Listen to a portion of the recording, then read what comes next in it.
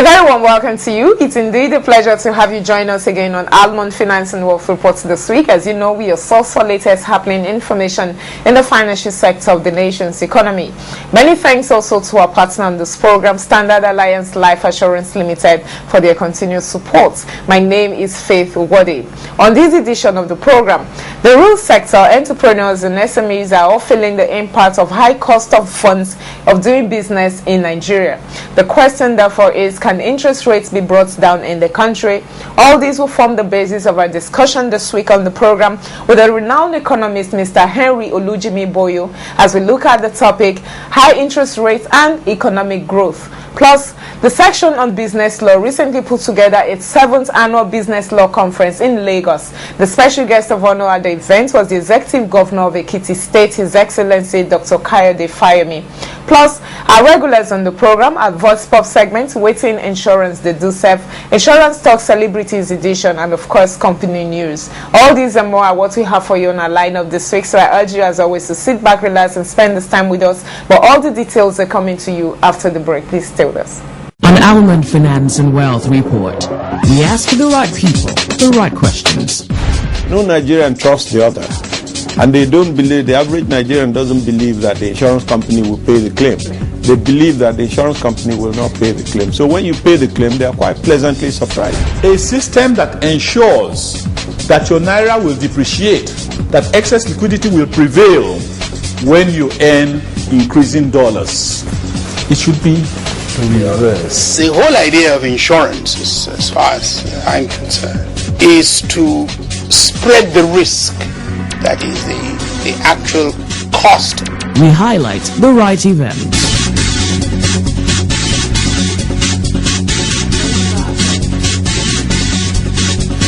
And the right music.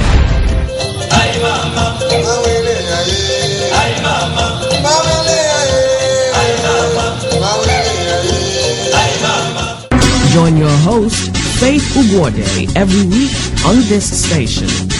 ALMOND Finance and Wealth Report, the right platform. All right, moving on straight. Recently, the central bank governor said that it is not possible to guarantee low interest rates due to harsh business environment in the country. Is this true? Find out from this very incisive interview, Mr. Henry Olujimi BOYO, a renowned economist.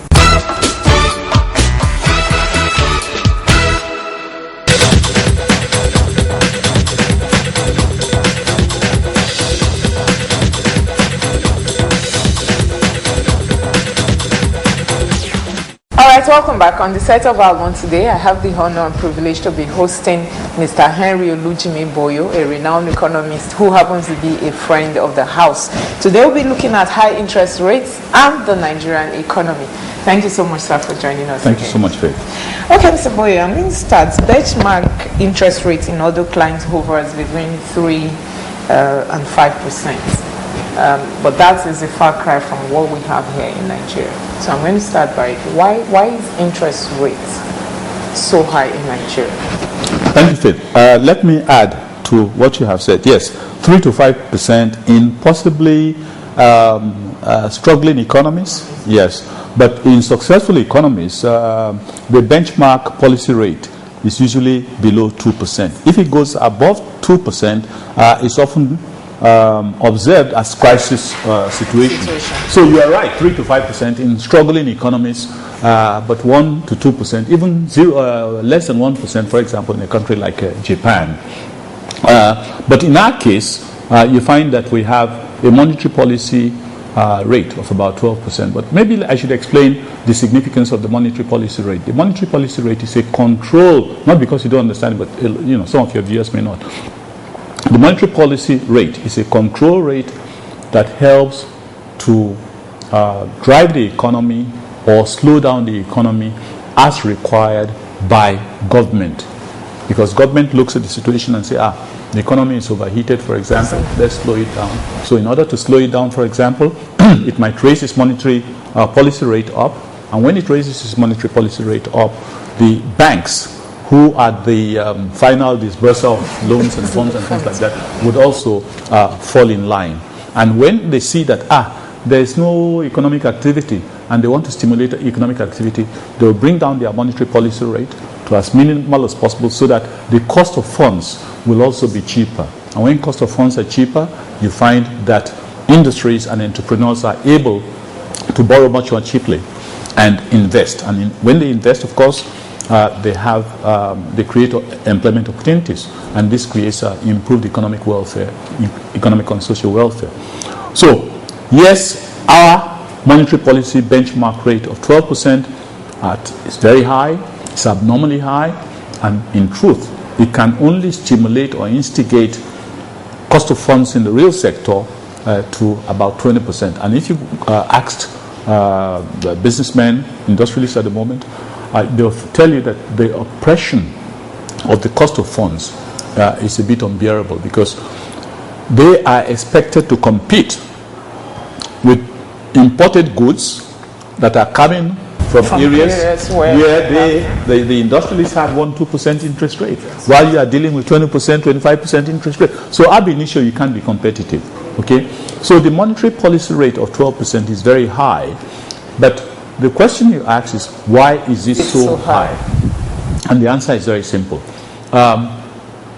Over time, in the last 20 years or more, as I told you earlier, when you want to stimulate investment in your country, you make sure your monetary policy rate is low. But over the years, we find that the issue of excess liquidity, that is, you might wonder, what am I talking about? Excess liquidity? Yeah, but excess liquidity means excess or surplus cash. Then you can say, you will say, you mean there's surplus cash in Nigeria? In Nigeria. And we're not saying it, and you're absolutely right.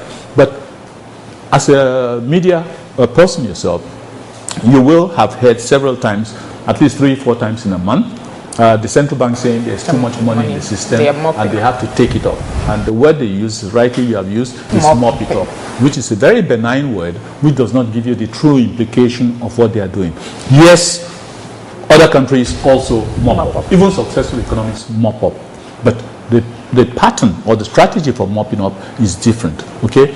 They wouldn't, for example, be borrowing money they don't need. That's the central bank. That's the central bank of any country would not normally borrow money it does not need at any cost whatsoever.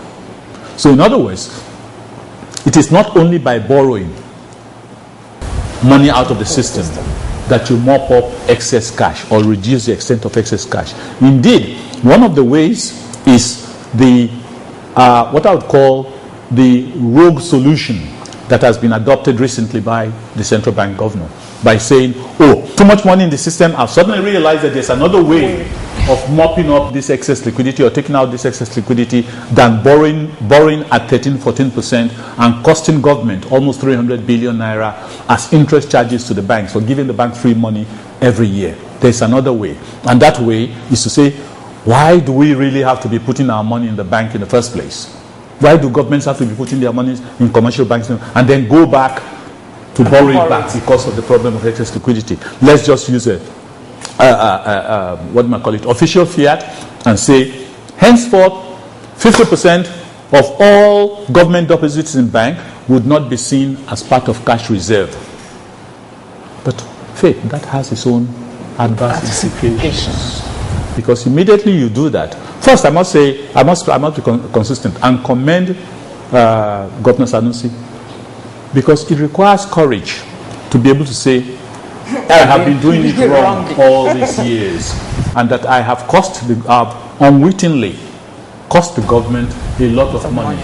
Almost in the ballpark of about 300 billion naira as interest charges that we have paid to the banks annually over the last 10 years or so should not have been paid. If only I had known this earlier, or if only the last central bank governor had even recognized that there was another way of reducing the so-called excess cash in the system, rather than government paying interest to banks for money that rightly belongs to government. I don't know whether anyone's family would run their business, family business, in that manner, that you put your money in the bank And then you say, oh, there's too much money in the system. The best way to do it is to go and borrow my money back from the bank. I mean, and you pay interest on it. If even it's 1 kobo interest. It doesn't make sense. Not to talk of you are paying 13-14% interest, and this has been going on serially for so many years. It's unfortunate. But I tell you the truth. The question media people, by the way, I must say, I'm disappointed.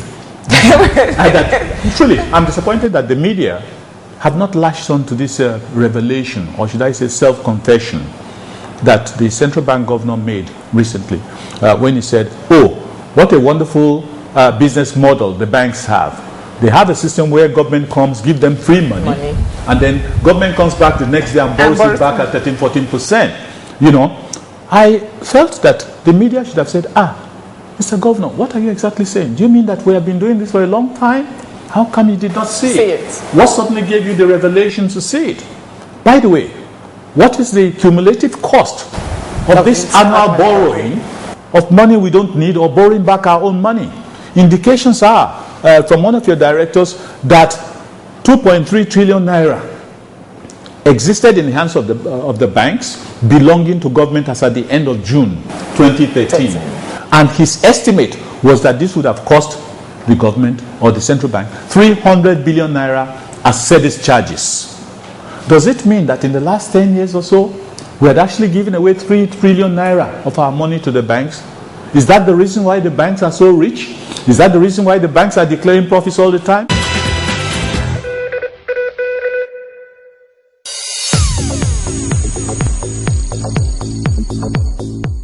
Well, the insurance industry in Nigeria has come a long way. It has developed over time. But the experience has not been too good. For me personally, there was a time I had problem, a car hit my car, and I had some problem collecting my money back from the other man had a third-party insurance, so I had some time getting my money back, but eventually I got it. And I think some people have such similar experiences too. But I think there has been a lot of improvement. There are more credible companies coming up, and the industry is getting better. Awareness is still poor because the people themselves are poor. And when you don't have enough, it's difficult to convince you to put aside some for insurance. So until there's an improvement in the real income of the people, then it should be difficult to sell insurance to them.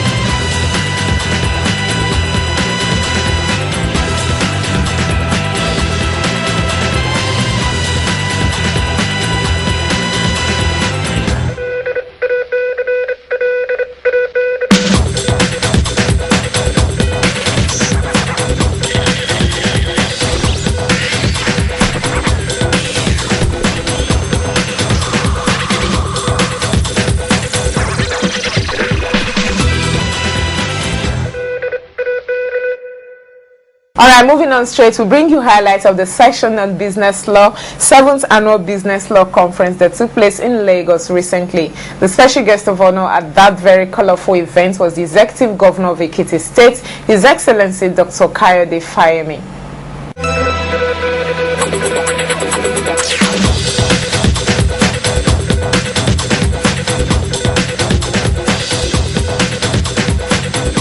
The Nigerian Bar Association section on business law, SBL, is one of the specialist sections of the Nigerian Bar Association that was set up primarily to engender the professional development of Nigerian commercial lawyers and thereby raise the level of business law practice in Nigeria. The section, which was created alongside the section on legal practice following the approval of the NBA National Executive Committee and pursuant to the resolution of the NBA Annual General Conference held in Enugu in 2003, was inaugurated on the 9th of December 2004 by the then President of the NBA, Chief BOYO Ojo, SAN. The objectives of the section on business law are clearly stated in Article 1 of the section's bylaws as follows. 1 is to promote the delivery of qualitative business services to the public, to promote and provide continuing legal education to members of the section, to promote uniform study on the common interests of business law practitioners locally and internationally, to guide, assist, and organize enlightenment programs for the section's committee, legislative bodies, and parastatals in deliberation, drafting, and enacting of legislations pertaining to commercial and business issues in Nigeria. The NBA section on business law recently held its 7th annual business law conference. The conference brought together legal practitioners versed in the various areas of business and commercial law, policy formulators, and stakeholders. The theme of the conference this year was the legal profession in an emerging economy. Among the keynote speakers was the Executive Governor of Ekiti State, His Excellency Dr. Kayode Fayemi. Welcoming participants to the conference, the Chairman, Nigeria Bar Association Section on Business Law, Mr. Gbenga Oyebode, MFR, stated that he is without any doubt that the 7th Annual Business Law Conference will be more successful than previous editions. Distinguished ladies and gentlemen, again let me welcome you. Let me thank you for being with us. Let me implore you to please stay the full length. You will see that we have something for everybody in our program. And let me assure you that we aim for this year's conference to be successful, to be more successful than our previous conferences, and that when we do our review at the end of it, all of us will be pretty assured that we've met all your expectations. I thank you very much for listening to me, and I welcome you to our conference.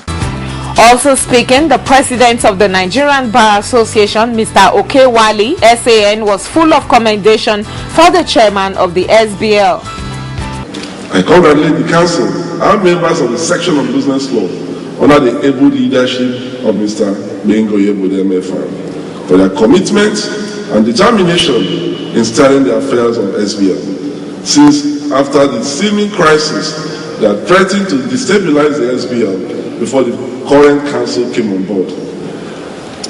I'd like to put on record the satisfaction of the Nigerian Bar Association with the dedication and diligence which the leadership of the SBL has shown in the management of SBL affairs and organization of this exceedingly rich conference.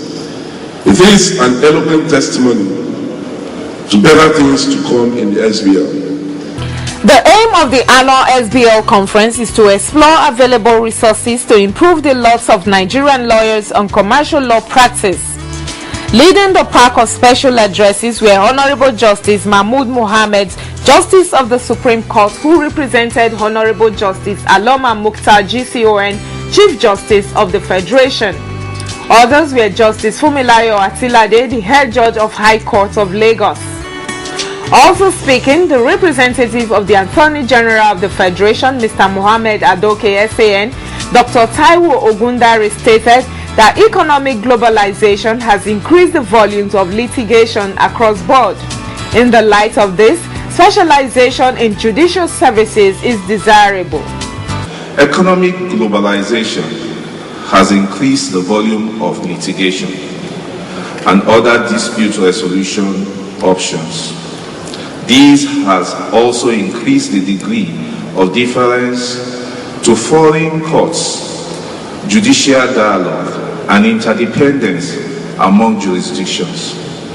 In the light of this, specialization in legal services and judicial functions is desirable. Globalization has strong territorial borders and impacted significantly on our ways of life. Due to the increased interaction of cultures, businesses, and political ideologies facilitated by technology, we are daily confronted with the need to re-evaluate existing practices and standards in the light of constantly evolving global best practices. Some aspects of these include the issue of electronic evidence, cybercrime, digital forensics, video conferencing tools, and a mirage of others. In all this, the law and legal practice play an important facilitative role. Delivering the keynote address, the guest speaker, Mr. Harold Pasner, Chairman, Issues Committee on the Law Society of England and Wales, spoke extensively on the rule of law. According to him, the rule of law is one of the building blocks that can take a country from poverty to prosperity. The effective delivery of legal services, as well as fair and efficient legal systems, underpins economic growth and stability both at home and abroad. Effective legal services can result in a multiplier effect, supporting economic growth in UK businesses overseas. They can also support wider stability by fostering the rule of law internationally for the benefit of businesses and individuals. Furthermore, UK Prime Minister David Cameron, who is one of the co-chairs of the high-level panel on the post-2015 development agenda of the United Nations, has described the rule of law as one of the building blocks that take countries from poverty to prosperity. He's also spoken about the need for a radical new approach in supporting what he calls the golden thread of conditions that enable open economies and open societies to thrive: the rule of law, the absence of conflict and corruption, and the presence of property rights and strong institutions. Countries concerned about improving their economies must look critically at building infrastructure and an efficient and effective judiciary. Also speaking, the second guest speaker, His Excellency Dr. Kayode Fayemi, the Executive Governor of Ekiti State, said that the challenge confronting emerging economies such as Nigeria is that of global competitiveness. The challenge immediately confronting emerging economies such as Nigeria is that of competitiveness on the global stage. In the context of a world economy in which the flow of capital defies national boundaries, countries are intensely competing to attract resources and are advertising themselves as the ultimate investment destinations. Therefore, certain questions have become relevant. How do we rank in terms of investor friendliness? How do we stack up against other countries in terms of global best practices in corporate governance and business ethics? In the global rankings of the best places in the world to do business, Nigeria scores very poorly. In fact, the International Finance Corporation World Bank's Global Competitive Index for the ease of doing business for 2013 ranks Nigeria as 131 out of 185 nations. This portends the need for us to improve on the factors that make investors prefer other countries above ours. most of which have to do with improving the capacity of our institutions to streamline the processes for incorporating and running businesses, improving on the quality and spread of infrastructure, as well as strengthening the capacity of our legal and regulatory institutions to enforce contracts and ensure equity and justice among parties to any business interest. Given the large turnout at the SBL conference this year, the NBA no doubt has strengthened its internal policies on the SBL, which many believe is particularly important to gain nationwide acceptance and support.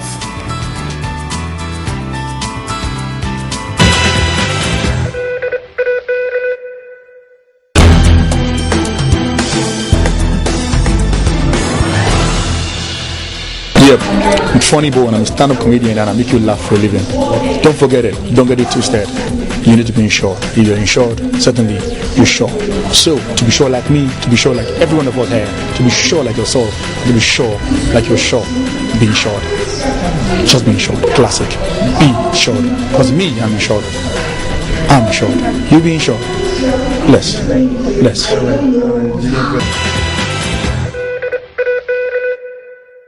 Alright, that's the time on this edition of the program. I do hope you thoroughly enjoyed it. Like I always say here, for comments, questions, observations, do feel free to get in touch with us on 017763981 or 08033357879, or better still, send us an email, almond4xx@yahoo.com or almondproduction@gmail.com. You can also visit us on our website, www.almondreports.com.